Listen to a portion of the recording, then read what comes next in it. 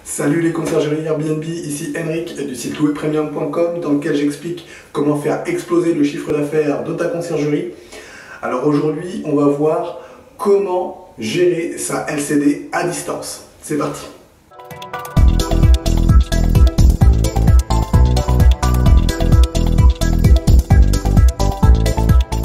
Alors juste avant de commencer, je t'invite à cliquer sur le bouton s'abonner qui se trouve juste en dessous et à activer les notifications afin d'être informé de toutes mes prochaines vidéos sur la conciergerie Airbnb. Également, je t'invite dès maintenant à me laisser un pouce bleu afin de me motiver à te laisser toujours plus de vidéos, toujours plus de contenu, toujours plus de conseils sur la conciergerie Airbnb. Alors aujourd'hui, on va voir comment gérer sa location courte durée à distance. Alors en fait, c'est une question qui m'a été posée et du coup, je voulais te donner aujourd'hui les points clés à mon sens pour pouvoir gérer à distance sa location courte durée. Alors à mon sens, les deux choses que tu dois faire, c'est les deux points clés, je dirais, c'est l'automatisation et la délégation. C'est vraiment les deux choses que tu dois mettre en place pour pouvoir gérer à distance tes locations courte durée. Alors que tu sois en conciergerie, en sous-location ou que tu les gères toi-même, cette vidéo elle va pouvoir s'adresser à toi parce que pour tout ça, ça va fonctionner bien évidemment. Tout ça finalement c'est un petit peu ce que moi je dis toujours, hein, les techniques de professionnels de conciergerie qu'on va mettre en place pour pouvoir gérer de la meilleure des manières ces locations courte durée. Alors, le premier point clé, c'est l'automatisation. Alors évidemment, il y a énormément de choses derrière ça, mais à mon sens, le point important dans l'automatisation, bien évidemment, ça va être rendre autonome l'arrivée des voyageurs. Ça, à mon sens, c'est indispensable. Tu vas devoir mettre en place tous les dispositifs qui te permettent de faire en sorte que le voyageur entre seul, sans que quelqu'un soit là pour lui rendre les clés physiquement, hein, pour qu'il puisse accéder à l'appartement. Alors, mettre en place cette autonomie, ça va consister en quoi? Alors, il y a plein de solutions techniques. Celle que moi je recommande toujours, c'est de mettre en place soit une boîte à clés connectée type Igloo Home, donc c'est celle que je recommande. Hein. Elle a un avantage, c'est que le code va changer à chaque voyageur. Donc ça, c'est hyper important pour sécuriser aussi ta location courte durée. Ou alors de fonctionner avec une serrure connectée qui va avoir globalement à peu près les mêmes principes, simplement il n'y a juste plus de clés à gérer, tu vas pouvoir tout faire à distance, changer les codes à distance et le voyageur va tout simplement taper un code pour rentrer. Donc c'est extrêmement puissant et extrêmement sécurisant aussi, puisque du coup le code va changer et du coup le voyageur qui pense pouvoir revenir 3 ou 4 jours plus tard après son séjour, son code fonctionnera tout simplement plus, il pourra pas accéder à l'appartement. Donc voilà, donc c'est à mon sens la clé, et c'est le cas de le dire, pour rendre autonome l'arrivée des voyageurs, c'est la clé pour automatiser.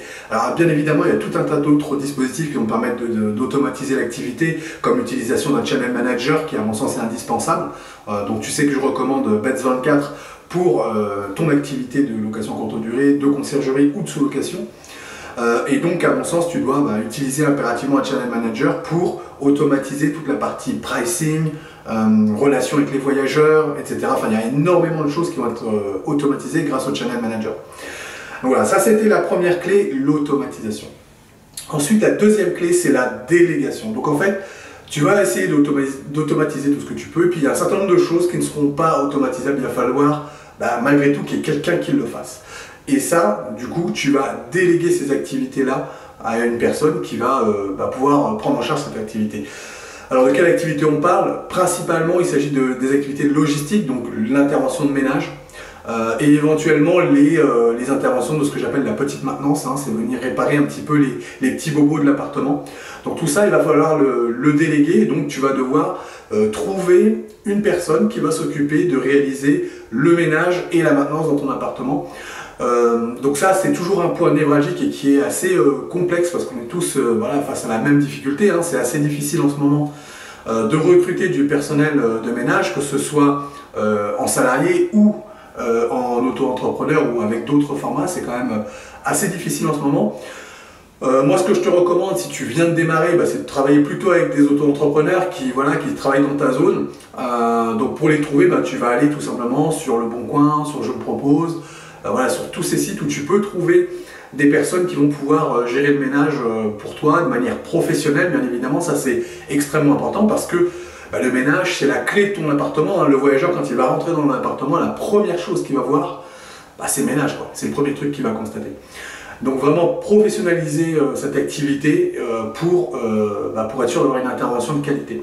Alors bien évidemment, quand tu délègues, toi aussi tu vas devoir réaliser un certain nombre d'actions. C'est vrai que je le dis souvent, c'est que déléguer une activité, c'est se créer une nouvelle activité. Et cette nouvelle activité, c'est laquelle? Eh bien c'est le contrôle. Il va falloir contrôler que ce que tu demandes qu'il soit fait soit correctement fait, que ça corresponde bien à la prestation que tu payes. Donc il va falloir que tu viennes de temps en temps organiser un certain nombre de contrôles pour venir voir ce qu'a réalisé la femme de ménage.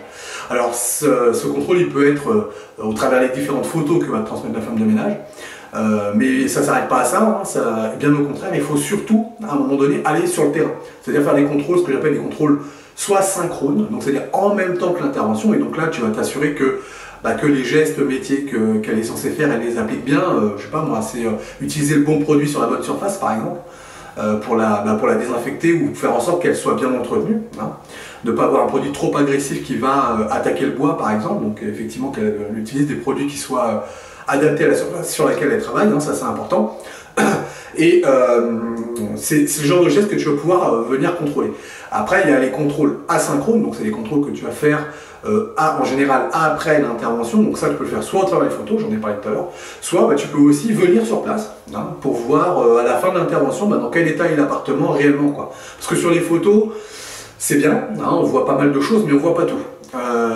Donc c'est bien aussi de venir sur place pour pouvoir constater par exemple que les poussières ont bien été faites. Typiquement sur les photos, les poussières tu vas jamais les voir. Donc toi il faut que tu viennes sur place pour constater que effectivement les poussières sont bien faites.